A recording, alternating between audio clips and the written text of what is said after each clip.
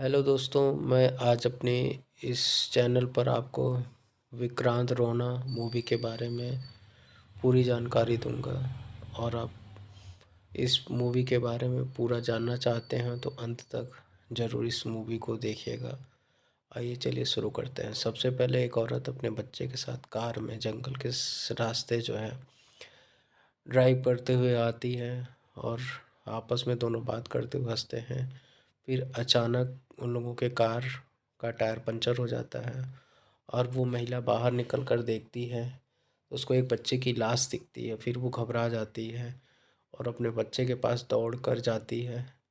फिर जब तक वो अपने बच्चे के पास दौड़ के घबरा के जाती है, उसकी कार की चाबी बाहर ही रह जाती है। फिर जब वो चाबी वापस लेने कार से बाहर आती है, जब कार के अंदर जाती है तो उसका बच्चा कार में नहीं रहता है। फिर पाखरू कार लेकर आता है। उसके यहाँ कुछ मेहमान आए होते हैं जो उसके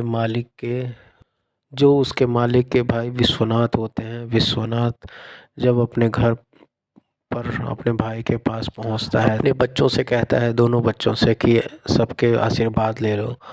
और फिर पाखरू चला जाता है। विश्वनाथ अपनी बड़ी बेटी की शादी के लिए अपने गांव आया रहता है। फिर अपने बड़े भाई से कहता है जो भूत वाला बंगला है उसको सर सफाई कराकर वहीं से अपने बिटिया की शादी करेंगे। फिर पूछता है कि संजू कहाँ है। विश्वनाथ का छोटा भाई बताता है कि संजू जो है भूतनाथ मंदिर में गहनों की चोरी कर रहा था, तभी उसके पिता ने उसको मारा। फिर संजू घर छोड़ के चला गया। फिर संजू का लेटर आता है कि मैं कल घर आ रहा हूँ, उसमें लिखा होता है। फिर संजू को लेने के लिए पांगड़ू अपनी कार लेकर जाता है और रास्ते में पीटी मास्टर मिल जाते हैं। दोनों आपस में बात करते हैं। फिर रात हो जाती है। फिर पंगड़ू से संजू घर जाने का रास्ता पूछता है और वो दो रास्ते के बारे में बताता है। एक जंगल से होते हुए रास्ता जो खंडहर के रास्ते जाता है और 4 किलोमीटर दूर से रास्ता। फिर जब वो खंडहर वाले मकान में पहुंचता है तो विश्वनाथ की बेटी भी वहां पहले से मौजूद होती है और संजू भी वहां रहता है। फिर दोनों आपस में बात करते रहते हैं। तभी उसको कुएं में एक लटकती हुई लाश दिखती है। और फिर वो जब घर आते हैं दोनों लोग, तो विश्वनाथ का बड़ा भाई संजू को फिर घर से आने के लिए मना कर देता है। कहता है मनहूस हो जैसे तुम गांव में आए फिर कोई मर गया। फिर संजू अपनी माँ को कहता है कि मुझे घर आने से रोका गया है। मैं अपनी माँ से घर के बाहर से तो बात कर ही सकता हूँ। उसकी माँ उसको देखकर काफ़ी भावुक हो जाती है और रोने लगती है। फिर अचानक कुछ गुंडे एक आदमी को पुलिस की मुखबिरी के लिए लटका कर मारते हैं। फिर अचानक वहाँ पुलिस वाला आ जाता है और उन गुंडों को मारता पीटता है और उन लोगों को वहाँ से बचा कर लेके जाता है। जब वो जंगल के रास्ते से जाता रहता है तो उसकी कार में बहुत तेज़ी से आवाज़ आता है और उसकी कार जब उतर के देखता है तो पंचर हो गई रहती है।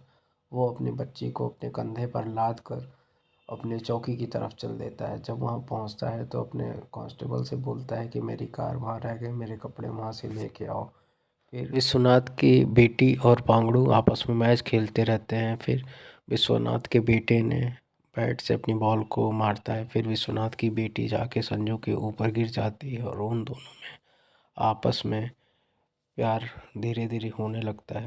बाद में संजू को पता चलता है कि विश्वनाथ की बेटी की शादी ही होने वाली है। इंस्पेक्टर कांस्टेबल को बुलाता है और लाश की छानबीन करने के लिए विश्वनाथ के बड़े भाई के घर जाता है। और वहाँ जाने के बाद फिर वो उस स्थान पे पहुँचता है कि जहाँ लाश मिली रहती है। फिर वो रस्सी के सहारे संजू से कहता है कि तुम रस्सी को टांगो और मैं कुएं में जाता हूँ, देखता हूँ कुछ मिलता है कि नहीं। फिर जब वो रस्सी लेकर कुएं में जाता है फिर उसको वहाँ से एक पर्स मिलता है जो कि वो इंस्पेक्टर का होता है। जब वो पर्स को खोलता है तो अब उसमें से एक जो है 1 रुपए का नोट मिलता है। उस नोट पे कुछ लिखा होता है जो इंस्पेक्टर बहुत ध्यान से देखता है और फिर उसको अपने पास रख लेता है।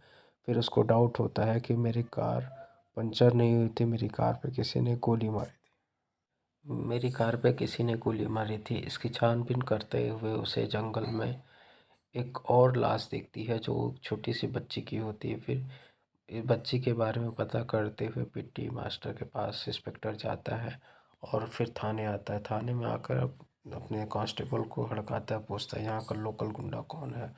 फिर वो बताता है कि यहाँ के लोकल गुंडा इस अड्डे पे मिलेगा। फिर वो वहाँ जाता है और लोकल गुंडे से मिलता है और उससे छानबीन करने की कोशिश करता है। फिर अचानक उस लोकल गुंडे की लाश वहाँ जंगल में लटकी हुई मिलती है।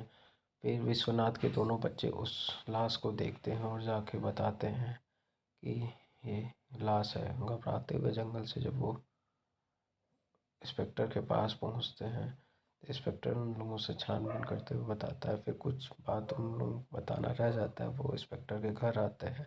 फिर इंस्पेक्टर तांडव करता है। उन दोनों को शक होता है कि इंस्पेक्टर ही तो नहीं इन लाशों का जिम्मेदार है। फिर वो बच्चे घबरा कर वापस चले जाते हैं। फिर अगर आप इस मूवी को पूरा जानना चाहते हैं इस मूवी के बारे में तो कमेंट करके ज़रूर बताएं। इस मूवी के अगले पार्ट को हम ज़रूर आपके पास पहुंचाएंगे। जय हिंद, जय भारत।